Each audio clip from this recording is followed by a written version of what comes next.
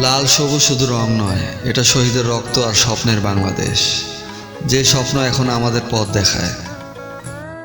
বিজয়ের গল্প বয়ে নয়, আমাদের চারপাশে যে মানুষগুলো যুদ্ধ দেখেছে, হারিয়েছে, তবুও মাথা উঁচু করে বেঁচে আছে। বিজয়ের এই দিনে স্বপ্ন দেখে আরও সুন্দর ন্যায়ভিত্তিক বাংলাদেশের। স্বাধীনতা পাওয়ার গল্প যেমন গৌরবের, তেমনি দায়িত্বের। দেশকে ভালোবাসা মানে দেশকে ঠিক রাখার চেষ্টা। 16ই ডিসেম্বর মানে শুধু ছুটি না, এই দিনটা আমাদের মাটি, মানুষ আর লাল সবুজের কাছে দায়বদ্ধ থাকার শপথ। আজকের দিনটা বলছে স্বাধীনতা রক্ষার লড়াই শেষ হয়নি, ভালো মানুষ হওয়াটাই প্রতিদিনের বিজয়।